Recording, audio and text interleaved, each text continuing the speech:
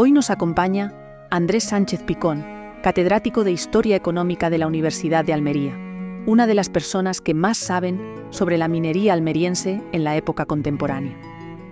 Vamos a hablar con él sobre el llamado siglo minero.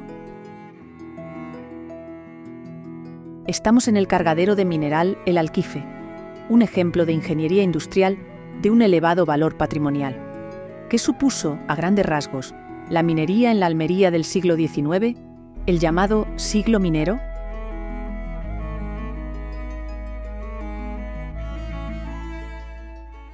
En efecto, estamos junto al cargadero de mineral, que es un elemento patrimonial muy representativo de una etapa del siglo minero, no de todo el siglo minero.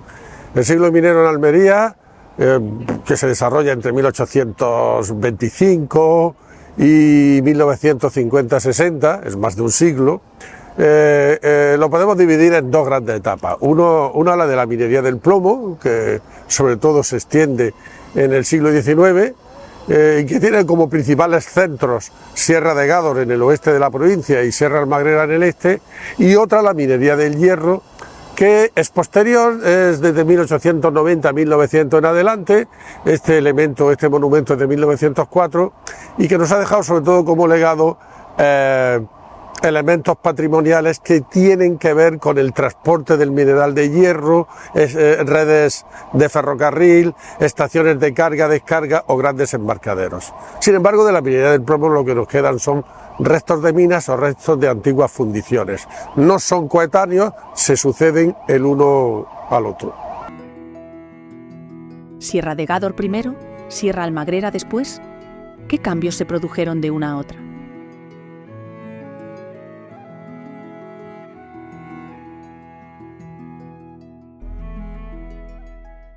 Pero Sierra de Gádor y Sierra Almagrera tienen en común que son distritos mineros en los que se explota el plomo. El plomo sin carácter argentífero en Gádor, es galena sin plata, y con cualidades argentíferas en Almagrera.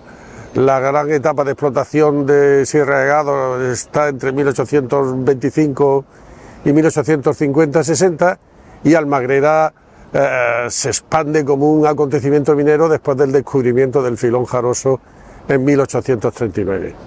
Aparte de estas diferencias en el tipo de mineral, también hay unas diferencias en su configuración geológica. Sierra de Gádor son pequeñas bolsadas de mineral a las que se puede acceder mediante unas labores muy elementales, muy primitivas, mientras que Sierra Almagrera son ya filones corridos que exigían el empleo de técnicas mineras más avanzadas. Eso hace que los requerimientos de inversión en Almagrera sean superiores a los de Sierra de Gádor. Pero tanto el uno como lo otro conllevaron la aparición de lo que se llamaban oficinas de beneficio, es decir, fábricas metalúrgicas donde se obtenía un lingote de plomo con más o menos cualidad argentífera, que era el que se exportaba a los mercados internacionales, bien sea Marsella, Londres, Newcastle, en fin, distintos mercados a los que se dirigió el plomo almeriense. ¿Cómo fueron las empresas mineras?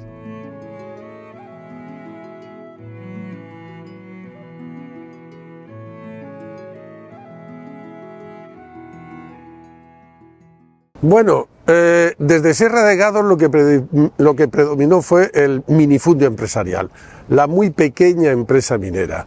Las concesiones tenían unas dimensiones pequeñas, unas dimensiones muy adaptadas a la realidad de Sierra de Gádor, no tan adaptadas a los requerimientos de Almagrera. Y lo que predominó, ya insisto, es ese minifundio minero. Ese minifundio minero dio oportunidades de enriquecimiento a muchos partícipes, a muchos accionistas.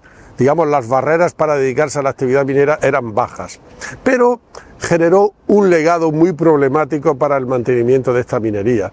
Y es que en un momento determinado, cuando se requirieron tecnologías más avanzadas para acometer problemas como el desagüe, como una organización más racional de las explotaciones, el minifundio minero era un extraordinario obstáculo. Y de hecho lo que terminó promoviendo fue una fuerte especulación, es decir, tener minas registradas no para explotarlas, sino para arrendarlas, para vender y comprar sus acciones, para una serie de actividades de carácter especulativo y rentista en torno a la minería. O sea, el minifundio empresarial, las pequeñas empresas, fueron una oportunidad inicial, pero fueron una rémora final. ¿Algún empresario puede ser considerado como modelo por su trayectoria?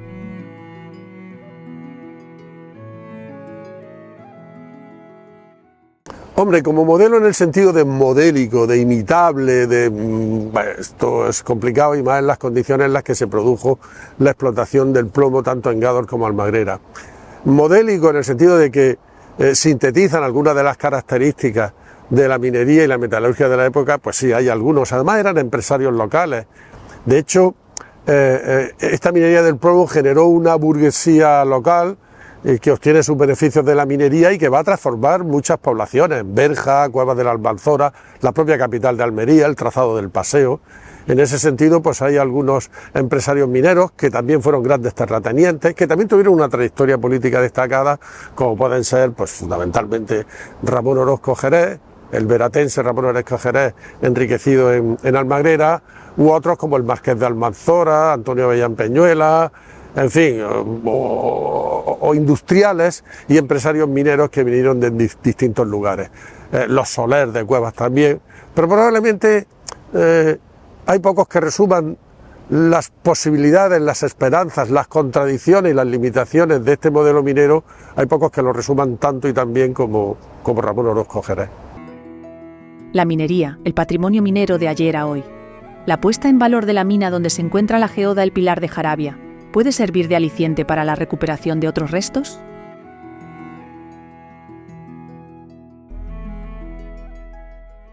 Sí, el éxito de la geoda de Pulpí en el Pilar de Jarabía ha sido espectacular, pero no hay que esperar en que cada mina o resto minero o antigua explotación minera vaya a encontrarse una excepcionalidad geológica como la geoda. Es más, pero esto es una cosa como propia de mis aficiones por la historia minera.